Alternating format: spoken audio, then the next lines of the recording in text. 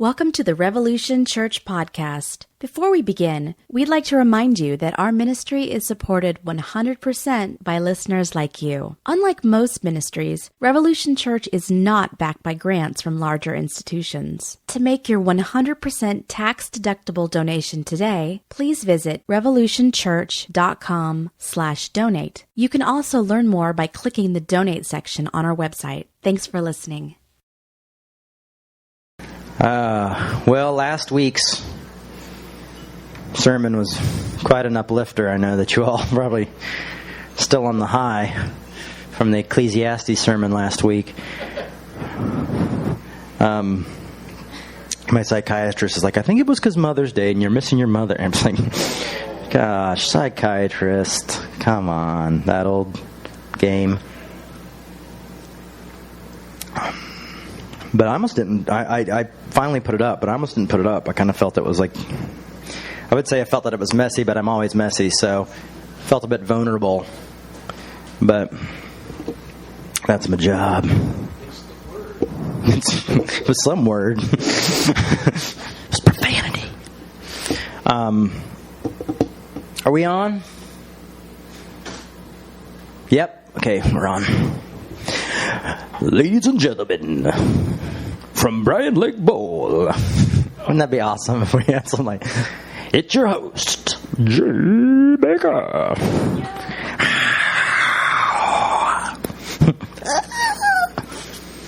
Well, funny thing happened to me on the way over here today. All right. So last week we talked about some dark stuff, and that was. I actually got a lot out of it. I think, it's a compliment when my buddy Pete threatened to steal some of it if I didn't make use of it within another month. That he was going to take it and go on tour with it. So that we just want to have it recorded. You're all witness to that. Which is a high compliment. Yes. High. I like that. So,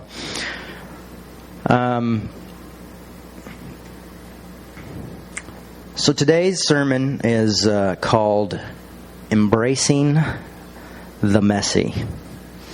Embracing the Messy. I like to write all my sermon titles first. Then the sermon just takes care of itself. That's what AC/DC does when they write songs. Still not a laugh on that joke. Remember I gave that about 8 months ago? I thought maybe. Nope. I just can't hear the audience from up here. I think that's what it is. So soundproofed. Well,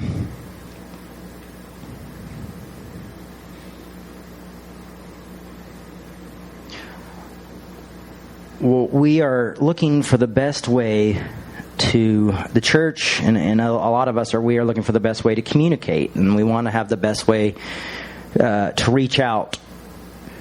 Growing up in the church, I used to hear a lot of let's strive for excellence. Let's raise the bar, raise the standard, and that type of thing. And I was thinking about it because, often I would go to things to learn how to be a better speaker, but I obviously never listened. Or how to raise money, or all these things. And I remember we used to waste, like this church I was a part of, we used to waste so much money going to these events where you get like the free tote bag and like tons of tapes. And you buy the book, like, oh, I'm going to read this one it's an $85 paperback, but it's going to change my life. And I don't think I ever read any of them. I might now if I went to something like that. But I was always chasing the excellence.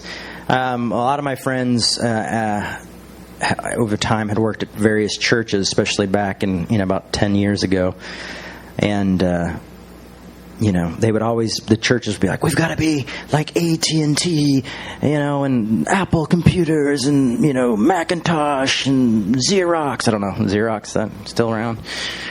I gotta make good copies. And they were kind of making copies of copies of copies because they wanted to reach, they wanted to be like this professional level, and I think it was one way of them making themselves feel secure that they were getting paid so much for doing full-time ministry. Like if we have lots of meetings and seem really professional and people have to check in and sign their name when they come in and sign it when they go out, and maybe have a visitor's pass, we can justify what we do. Even though the doors are locked 6 days out of the week, which I always found interesting. But there was always this striving for excellence and being the best at everything you can do. I've never been excellent at anything. I mean, nothing. I have never mastered anything. Well, maybe one thing, but that's another story. But I've never really been excellent at anything. And I started to write down, well, let's see what I've never been excellent at. And I've never been good at speaking. I'll never be good as speaker as Rob Bell. I'm not saying I'm not good at speaking, because some of you will come up and be like, oh, Jay. But I'll never be Rob Bell. Like, Rob Bell can talk for like 10 minutes and blow your mind. And he has the positioning right, and he walks and he talks, and you feel like he's talking to you. And let me tell you, have you ever wondered where everybody goes when they die? And he's got this, and then one time I watched him talk for 2 hours on string theory. Kid you not. The only thing that people seemed weirded out about is people were trying to take notes, and once he started, they all their notebooks closed, because youth pastors or guys like me aren't going to take notes on the string theory of the proof of God. But the guy was fascinating for 2 hours, and he had this huge board that went all the way to the back, and it was in a bar, and he was like writing all this thing, and he reminded me of the guy from Apple. What's the guy's name? Who died? Steve Jobs. I was like, he is the Steve Jobs of the church. Fascinating. And that's just never going to be me. Now, growing up, I was always, in the evangelical church, I was always given prophecies and told a lot of things. So you get these illusions of grandeur. I remember one time I was in a church with my mom. We walked into this really charismatic church that she was going to for about 3 weeks, I think, in Palm Desert, California. And I walk in, and this guy goes, "Oh, it's him." And he starts to give me this huge, your message will go across the country like a great fire, and all this stuff. And my mom wrote it down. And I always love to go back to those guys now and say, huh? Was it the affirming message that you meant? Well, somehow you missed that one. I never cared about the poor like Mother Teresa. Or even my good buddy, what's his name? Shane Claiborne.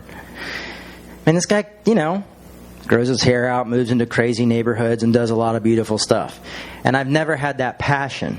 I've worked with the homeless. I've done things like that. But my passion has just never been like, I'm going to do this, and then I'm going to cure the world's debt, and then I'm going to go over to, wherever they go and do all this great stuff. And I'm going to go to, then we went to Palestine, very heroic stuff. And went over there, and the people from Israel were upset at them, but then he was like, no, we're all brothers in Christ. One time he rained money down on the audience. And I don't know what that point was of that talk, but I've heard about it for 15 years now. So I've tried to make it rain money, but it doesn't seem to.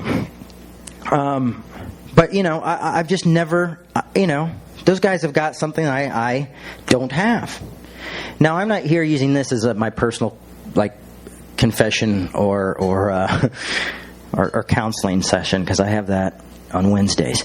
But I'm using these examples. I use me as an example because I know myself, and because also I don't like throwing people under the bus. But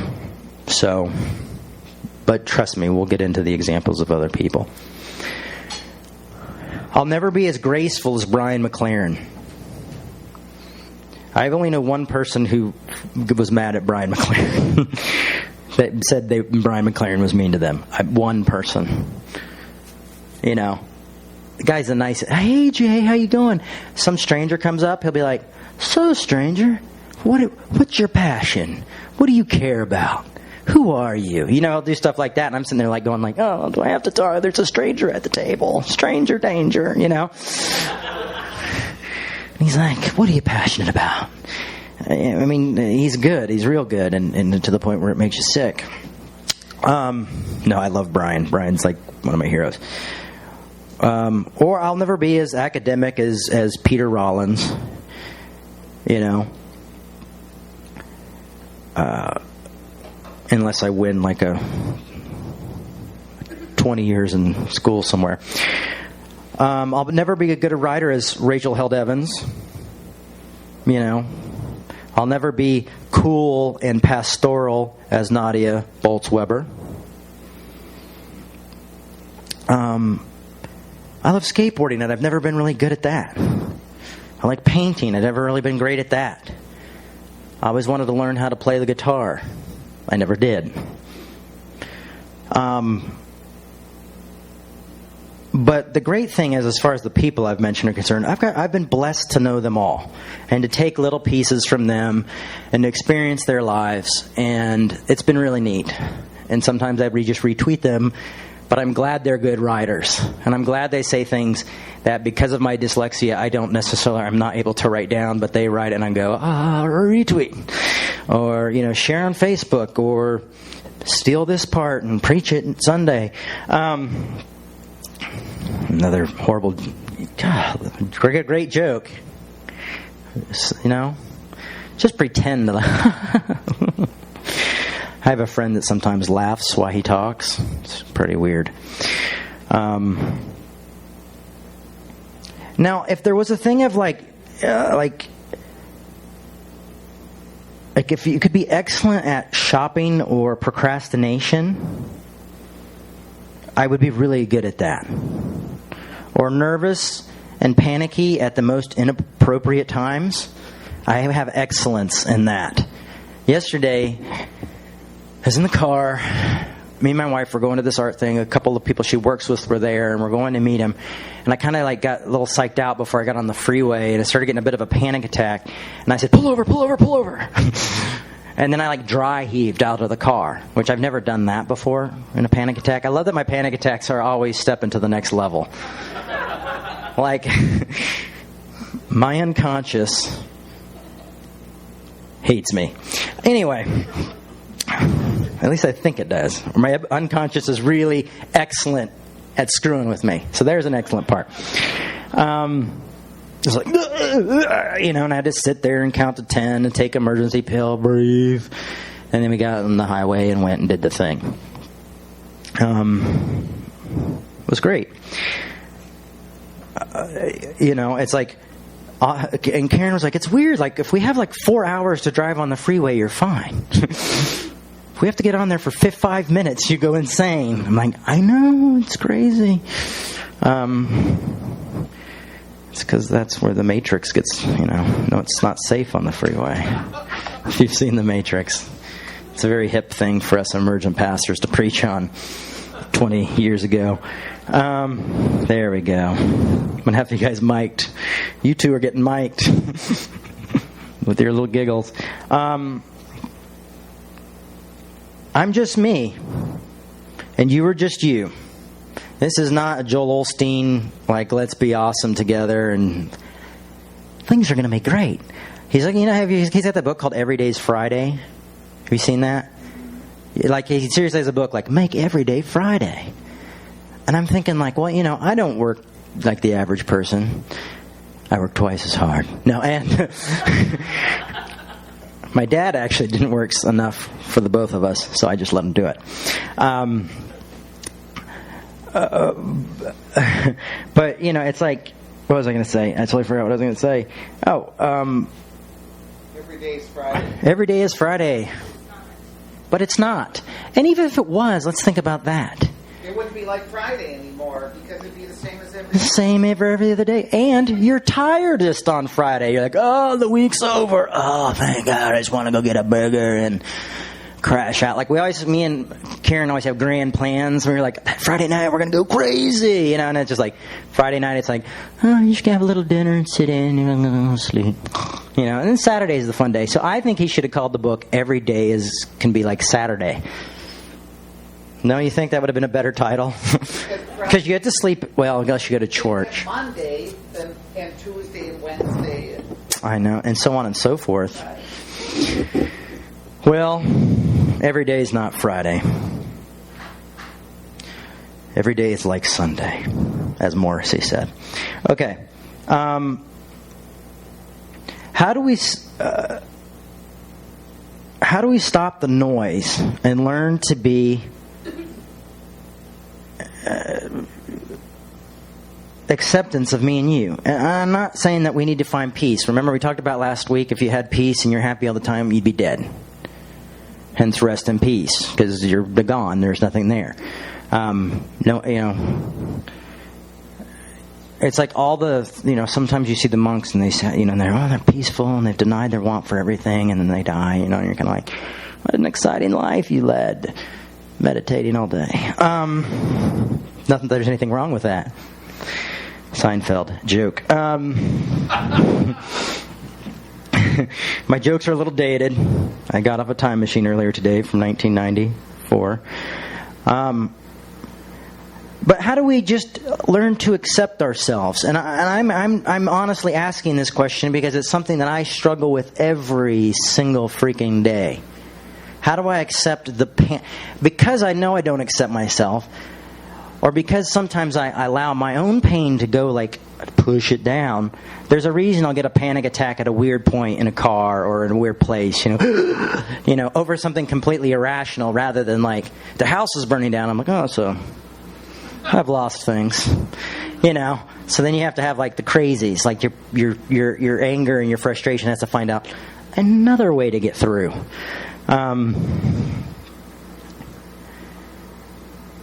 Very inconvenient ways.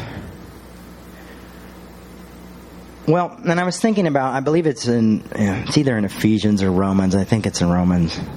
Might be in Corinthians, actually.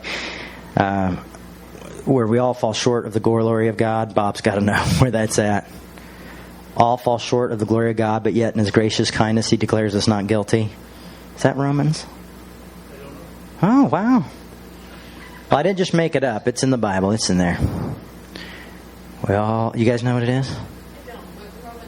Yeah, Romans sounds right. What's that? Oh, yeah, well, it's from the New Living. I memorized all my verses in the New Living. All fall short of God's glorious standard, but yes, God in His gracious kindness declares us not guilty. No matter who we are, what we've done, that's it. No matter who we are, what we've done, all sin, all fall short of God's glorious standard. Yet in His gracious kindness, He declares us not guilty. That is Romans, I think, because then it goes, can we go on sinning? Well, of course not. But that sin is talking about building up the law. It's not about... So we all fall... anyway, this isn't Jesus-y stuff right now. This Romans 3:23. I'm not trying to give you the meaning of that verse. I'm trying to say that at least there's something in the Bible that says all fall short. It happens. It's life. We all fall short in certain things or in everything.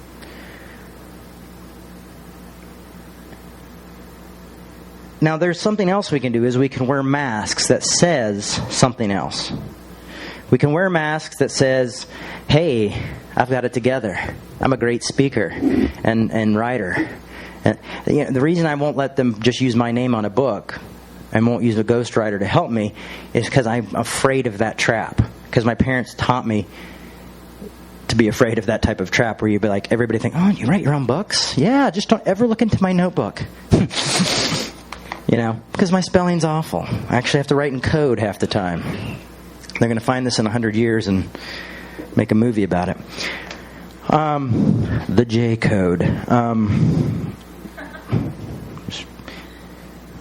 Or a 5-year-old's journal. We're not sure. But when we decide to put masks on and pretend like we're something we're not. So we all, in high school I was a horrible student and I was awfully shy. I mean, that's why I drank. I drank because I could not socialize with anybody. But I watched enough movies like James Dean, and I watched like Marlon Brando and Bob Dylan stuff, and I knew enough, like, okay, quiet, cool, mysterious guy. So that's who I am. I'll just walk from one class to the other class, and I'll just look really cool doing it. That was my plan. You know, so when you have to go into learning strategy classes, which are the special classes, though, it's hard to look that cool doing it. But, you know, I did my best. You know, and so I'd spend like an hour in my hair. I would not do my homework the night before, but I would get up and I had luscious, thick mane. I'd be like, every little strand, perfect. And people thought, this guy's cool, you know. And I got so good at that years later, people thought I was obtuse or an asshole. It's another word. I remember I was at this one church, and in L.A., and you had to walk around this long parking lot where everybody hung out. And I wouldn't talk to anybody. But because I had kind of mastered that, like, confident, I'm swagger, everybody was like, is that Jim Baker's kid? Because he's a real prick. He thinks he's too cool to talk to anybody. And I found this out only because I was talking to someone one night at dinner and saying how nervous I get and how anxious I get. And they're like, we all thought you were... And I was like, oh, awesome. Glad I carry that kind of confidence. But, you know, and then I was even more insecure. So then the next day I'm like, hey, good to see you. I own this place. The idea, though, is we become liars when we put on masks. When we pretend to be perfect pastors or you know, pretend to, you know, be the person who carries all the work at the office, you know. I'm so overloaded, you know, and you're probably the one who does the least or whatever. You know, we put on, make sure we always have, you know, like a lot. You used to see like yuppies in the 80s, you know, they had their Rolexes and their BMWs, you know. And I remember there was this one movie about the guy. It was like, who was in it? It was like Dan Aykroyd, I think. And it was they were having like this family vacation together, and they were the rich family, and the family was like the, you know, lower class family, and so like intimidated by them. And they find out later that he was bankrupt, you know, that the car was about to be repossessed, the Rolexes were fake, you know, and the wife's like, what? Because they wanted to present something that they aren't. It's you know, it's easy to do, and a lot of us do it. You know, I know, like, when if I ever had, like, when I'm dating girls, and if I ever had a girl over, I would clean the house spotless, and they'd come by and I'd be like, oh, sorry, I didn't have time to pick up. Kind of a mess, sorry about this, you know. But then years later they marry me and realize, like, this guy doesn't pick anything up. This is horrible. I've been hoodwinked. You know, we do that. For me, it was always thinking I couldn't be close enough to God, or I couldn't be good enough for God, or I couldn't fit in enough for any of this stuff. That was always what I felt. Now it's just I'm insecure about, you know, what I do as a minister, where I'm going in life. I have a fear of abandonment, you know, a lot of this stuff. And this is why this is how I go around and aren't able to speak like any of these other people. And I'm not saying they're not transparent, but I'm just trying to get as honest as possible and say, you know, I'm scared, I'm nervous, I'm broken, and we're all broken. And I do that because no pastor told me he was broken still. You know, or they would have been like, take a leave of absence, you know, go on vacation. I'm like, well, you want to pay for the vacation? That'd be awesome. I just never saw that. So it created unrealistic expectations. You know, and there was a skate video I watched, and I think it was a Zero skate video, and instead of showing all the best tricks, they showed like how many times it took for that person to get that one trick, you know? Because if you just watch it, the edited version, it's just like these kids are nuts, But what you don't realize is like, oh, he broke his wrist, and then he had to come back like 6 months later and try it again, and try it again, and try it again, This idea of perfection. Or, the Beatles, yeah, they were a great band, but they were in the studio all the time, So they were, why were they so great is because they were able to do a lot in the studio. And they were great writers, don't get me wrong. I don't want an angry Beatle fan calling me. Beach Boys, there's a good example. It was almost impossible for them to do any of that stuff live because it was one guy like recording everything in a fireman's cap. Brian Wilson is a genius. I love him, and I got to see him play once, and it was mind-blowing. But the idea is mask. Then everybody worries about being exposed as a fraud. So what do we do is I think we've got to get to the point where we just tell everybody, guess what? I am a giant fraud. And not in the way of like the Calvinist way of like, I'm a horrible neo-Calvinist. I'll be nice to my liberal Calvinist friends. But like, I'm a horrible piece of crap saved by the mercy and grace of Jesus Christ. And they're just mean as hell, And they're just like, and grace really isn't anything. It's just like, oh, well, you were just given, like, you're chosen. You're not. Oh, well. and not that kind of thing. But we've got to, or I'm a broken vessel. Use me, Lord.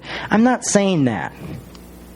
What I'm saying is we've got to just be who we are and let people know who we are. If you really want to be a role model to someone, be who you are. Allow your weaknesses and insecurities to show. Because that's the type of stuff that changed me. I wanted to know other people were afraid.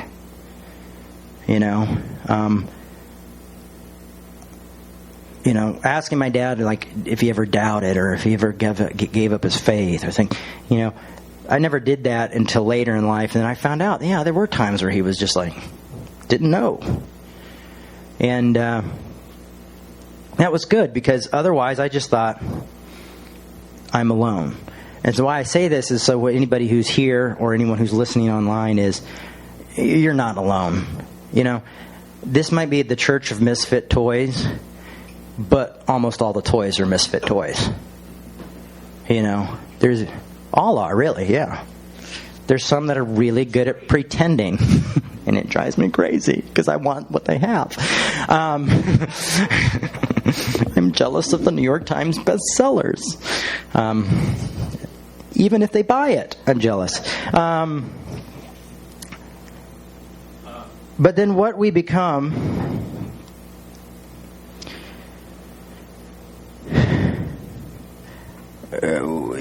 this is the other thing, is we can create our own world and our own community. This is another way to hide brokenness or to hide reality is we can, and this is what the church often does, and that's my point of reference, but I'm sure you've seen it in other things as well. We can create our own world, an own community where we don't listen to others and we don't worry about their thoughts and their feelings. We only worry about the people in our own group. Have you ever wondered why, like, the youth pastor's hair was like, why the mullet was just a little bit longer in the church? All right, Christian music's, he's a few years behind. Did anybody have a youth pastor with a mullet? He probably had the Caesar cut for some of you younger people. A little bit too long in the goatee. No? Okay. Yeah, goatee, like, goatee's not as cool as it used to be, What's that? Like the transition phase. Oh, yeah. Frosted tips. There you go. And, and we just we're cool in our own world, even though, like, we get out of our own world and people are like, you guys are kind of dorky, because you're like, excuse me, brother, that song on the radio I find that a bit offensive and it's grieving my spirit. If you could change the station to His Power 677, I would love that. And I remember kids saying this to me, like, you're grieving my spirit. It's like Christians, like, they don't get sad or offended. They're like, I grieved. I don't cry. I weep. I weep for your soul. It's your own. We got our own language, and if you kind of follow how people are brainwashed, if you look into that, you'll realize that a lot of your own language in your own acting, certain way, is done that way. And I don't want to be brainwashed. I want to have Jesus, but I don't want Jesus brainwashed into me. I want to be a free agent. I don't know if I'm in too deep, though. It might be. I don't want to live in the Biodome. Great movie if you haven't seen it. But, there's many large Christian denominations, and people use the word tribes, which sometimes just drives me crazy, but I like the word biodome better, where it's just their own world. Like, been watching all this stuff with the Southern Baptist Convention, and there's been some child molestation charges, and then there's also been, like, people, they're also upset at Rachel Held Evans for calling God a woman. And there's also there's been this really just a lot of weird stuff that the Southern Baptists, it's like their last hurrah. They're like, we're going to Jerry Falwell as much as we can so you don't know he exists anymore. And I saw this thing, so I went and I'm looking at something, and I just kind of mess with them now because it just doesn't, honestly, there's no reason to fight. So I just try to joke back with them in the nicest way possible. So I type. No, so I was looking through, and then I saw, like, Breaking Ground at one of the big Baptist colleges. And I was like, is that 7 white men? And I was like, well, the guy in the middle is really short, so he might not be Caucasian. Click on it, I zoom in. I'm like, no, he's just a short white guy. Or they had this big thing of the Christian Coalition, which I didn't even know still existed. And I saw a picture of their big thing, and they're like, all of our leaders were there. And it's like 4 elderly white men. And I'm like, do you guys not get it? Do you not figure that there's something wrong here? When you look out and see people doing things, they're not all just old white guys. And I love their strategy now. Their strategy is, these millennials just don't know what they're talking about. Yes, attack the youth, because there's nothing that helps grow a church like attacking the future.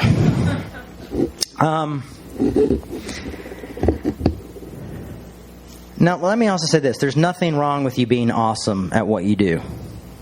Josh, awesome drummer. Never seen you drum, but you've been in 85,000 bands, so you must be good. Or you're the only drummer in Minnesota. I think that might be it, actually. You and 3 other guys, and I saw the other guy, and he's like, take a shower, buddy. But there's nothing wrong with being awesome at what you do. I'm not saying that we all have to be broken and all have to be emo and we all have to be that. But that's some people's lives. So maybe you are awesome at what you do. But this is what I'm going to say to all you excellent overachievers out there. What has your expectation done to others? What has your expectations of excellence done to others? I think most of us sit in this room right now because someone had expectations of excellence for us in a church, and we were just broken by it because we couldn't live up to the expectations. Expectations always steals your peace. I've barely ever am like, this is beyond my expectations, So I try to keep them low because they steal my serenity. It's like, whoa. And when you've been through a lot and you're in pain in your life, my mom always like, keep your accounts short with God. I'm always like, just keep everything in front of me just real kind of short. Expectations. So we have to be aware of the expectations we put on others because people have different experiences. They've grown up in different ways. My parents never checked my grades. Like, I always signed my own report. I don't even know what they're called. So rarely saw one. Yeah, report card, I would just look at my mom's thing. And then all of a sudden I'm like Da Vinci. I guess I can write in cursive. This is great. There you go. I forged it. And my parents were never like, where's your grades? It was just kind of like, Jesus will take care of it all. No big deal, You've probably got a calling on your life, so you'll never have to worry about being able to read, okay? What is this? A Center for Arts? Another movie that hopefully some people listening online will get.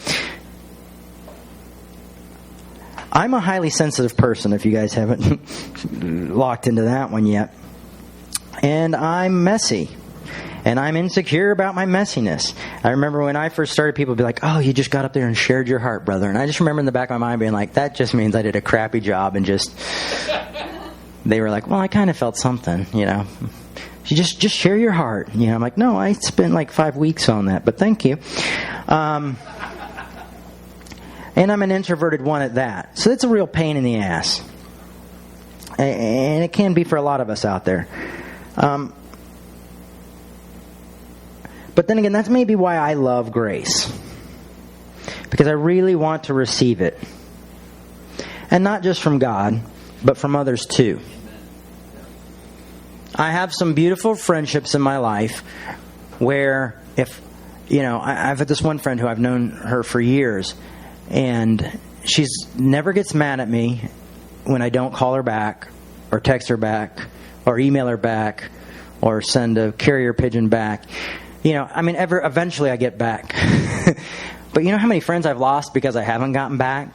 And how many church members I've lost because I forgot to email someone back or I didn't call them back? A lot. Because it's kind of disappointing. And I understand. You know, it's something I need to work on. It's not the best thing. I'm not making excuses for that. But sometimes you get those people in your life who just give you so much grace, it's like, do they really care? You know, it's like, do they really care about me? How weird is that?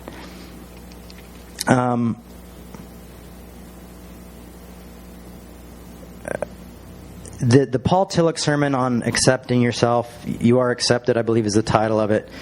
It's just mind-blowing. Google it, write it down, find it. It's free to read somewhere online. I know because I've stolen them a few times. Well, I guess if they're free, you're not stealing.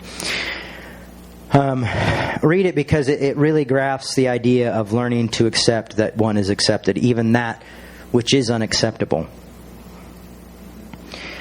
So,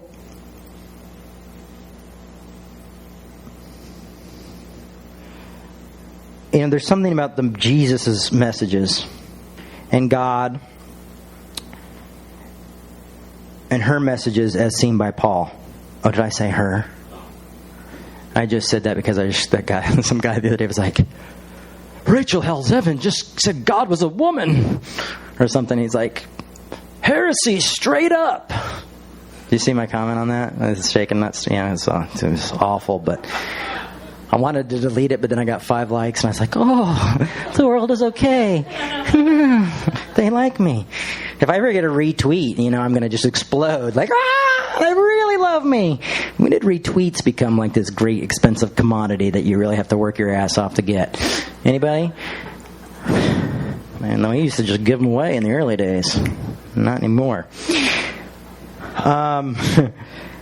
I will always have more in common, and I thought about this today, and I hadn't thought about this in a long time, with disciples, with the disciples. You know, the 12. Thomas probably in particular, and Peter as well.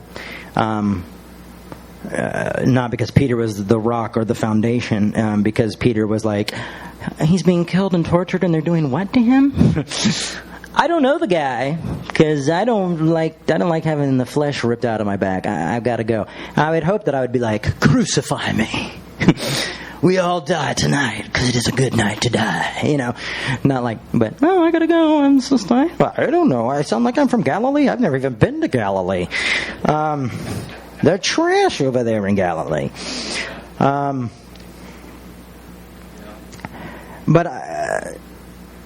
Jesus and Paul, you know, I really love and I really learn from them. But try as I do,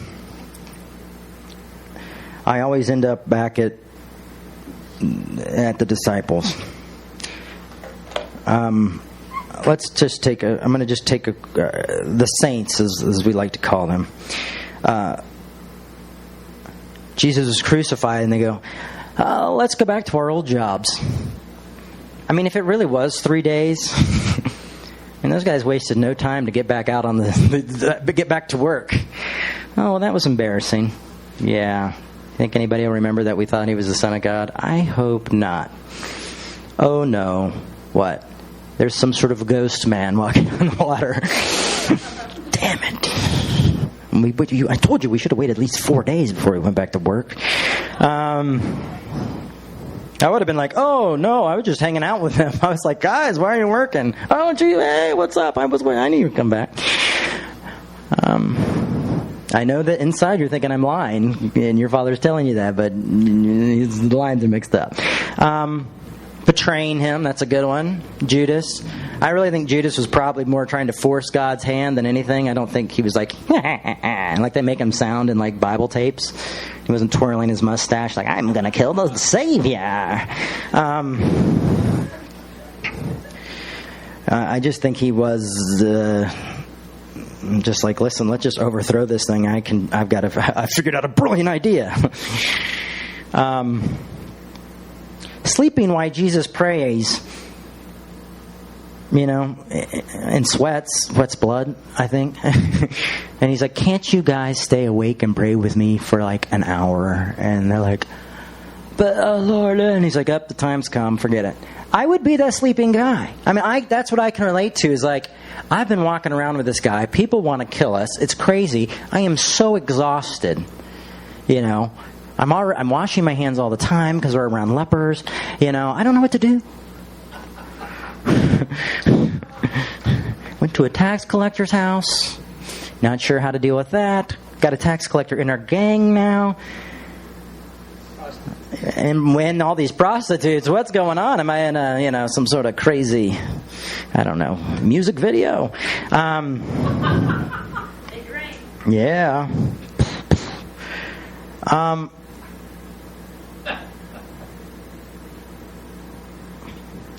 I wrote down all these examples very small. Like I said, the Peter's afraid to be associated with him. Oh, look what that guy's doing. He's healing in your name. Can you believe that? Or, oh my gosh, all these kids are around Jesus. Kids are so annoying.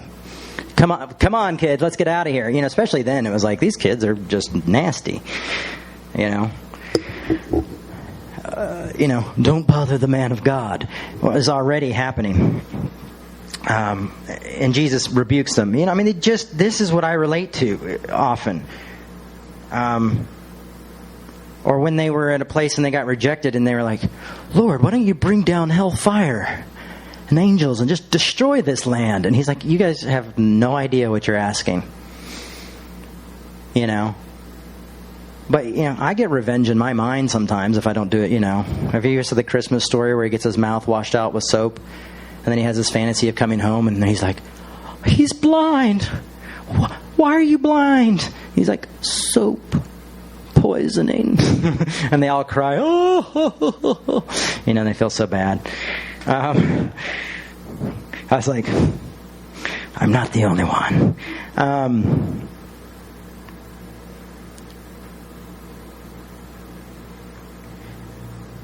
Why is Jesus talking to her, the woman at the well?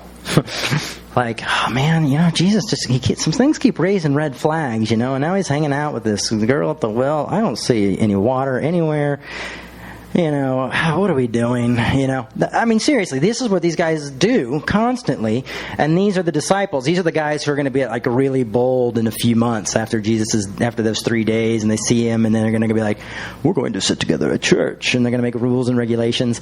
But you really get to see them without all the little hotsy like leadership roles, and Paul going to them asking them, may I reach the Gentiles? And like, that's unsatisfactory to us. Just make sure they, whatever.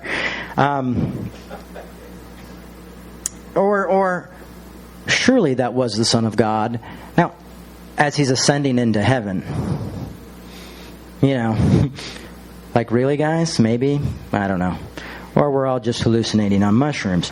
I don't know. But the fact is these guys, you could tell that they had this constant struggle of who were they with, and was it God? Was he a prophet? Was he this? Was he that? Were they safe? Were they not safe? What were they doing? They couldn't keep any numbers up. They couldn't keep financially stable at all. I'm starting to resemble that remark. And no, but they couldn't do any of that. And it was driving them bonkers. And can you blame them? And so I find myself relating to that, and I also, another verse I've always liked, and I've liked that people try to always tell me that Paul wrote this, meaning in past tense, or, that he'd never meant that at the time. I taught this like 15 years ago, and there was like this youth group at the shelter that I worked at, and I taught on Romans 7, and they got really mad at me because they were like, "You teached it as though that was what Paul was saying at the time." And I'm like, "Well, that was what he was saying at the time. He was writing it down. He was talking to somebody and they're writing it down." He's like, "No. Paul couldn't have meant that he was going through that now because he's a man of God." They didn't think I'm like, "You're telling me that Paul did not struggle? That's crazy."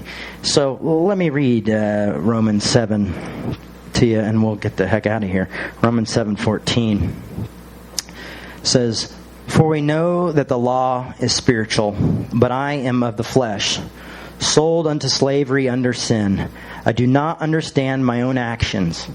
For I do not do what I want, but I do the very thing I hate. Now if I do what I do not want, I agree that the law is good, but in fact it is no longer the I that do it, but sin that dwells in me. For I know that nothing good dwells within me, that is, in my flesh. I can will what is right, but I cannot do it.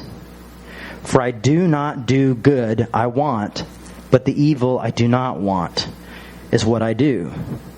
Now if I do what I do not want, it is no longer I that do it, but sin that dwells within me." So I find it to be a law that when I want to do what is good, evil lies close at hand. For I delight in the law of God in my inmost self, but I see in my member another law at war with the law of my mind, making me captive to the law of sin that dwells in me, in my members. Wretched man that I am, who will rescue me from this body of death? Thank be to Lord God through Jesus Christ our Lord and Savior. So then it goes on a little bit more, but the idea is I have a hard time doing what's right. We all struggle with certain things. Some of us our strengths are good. I'm lucky in my marriage that, my wife is really good at a lot of things that I'm just not great at. Or that I have friends that, remind me of stuff, and sometimes I don't listen, and I get in trouble for not listening, not like just in trouble from the people I don't listen to, but for not listening because the things that needed to get done did not get done. It's life. It's a messy life. There's a book called Messy Spirituality by a man named Mike Yaconelli. Book changed my life. And he taught me how to embrace being messy. So did his wife, his widow, because he passed away. Also taught me that it was okay. Brennan Manning also taught me about God's grace and love, and that things are messy, but we are accepted despite all that stuff. So my hope is that we follow the gospel not because of some moral rigid laws that we feel like we need, or even fire insurance or anything like that. But we are able to follow and love others even in our broken stance, knowing that we're accepted in that stance. Even though we might not be great at it, we're able to accept that and live. It's like, let it go. You just have to let it go sometimes. It's as soon as I stopped trying to get sober for God, I got sober. And sometimes you just got to say, I'm accepted, I'm loved, and I can't try anymore. I can't do it anymore. And see what comes out of that. I don't want excellence. I don't know what excellence is anymore. Every time I see excellence, it's something that, it's like, God, he's done such a great job and the place looks great, but they're like empty people inside, or they're alienating the people I love and care about. You know, it's like, great, man, you drive an awesome car and you have a giant church and you have all this. But some of your theology is causing people to like kick their kids out of their house and not accept them for who they are. And some of them kill themselves. And there's so many homeless teens. You know, I know that, you know, what is that? You know, or people who just feel like they're, you know, God hates them and they're so like warped in their brain and they have nothing to do but run. They literally have to run away from you. And I think, you know, that's usually what I see with the people who are striving for excellence, and that's not excellence. I think the only thing that is excellence is loving our neighbors as ourselves. And I think that's all we can do. And the rest of the stuff is cool, you know, show off if you like. But I hope you know, I hope that rang true with some of you, and I hope that you're able to take that messy spot in your life and kind of, it's okay. You don't have to have it figured out. You know, we're all dealing with this stuff. And I guess the reason I still want to make this a church service, and just because I read from the Bible, I guess kind of helps. But, I mean, really, this is grace and why I follow Jesus is, that's why. I'm not, you know, I'm not teaching people like how to speak professionally. Nor will I ever. But there's this grace that I've come in contact with that's beyond my understanding and really beautiful, that allows me, despite all my insecurities and all this other crap, is to get up here and talk about it and want to try to get somebody to help me write a book about it, you know, and do that stuff. So I hope that you find that grace as well. I hope I communicate that grace well enough that you can take these stories and just relate them to your own. And if you can't, just leave it. If you don't need it, leave it here. Somebody else will pick it up. All right. Thanks. We're a nonprofit, as you all know. I don't think we have any new timers here. So I just have a hat with a napkin in it, but that napkin's just because the hat's a little loose. If you'd like to give, I have the square today.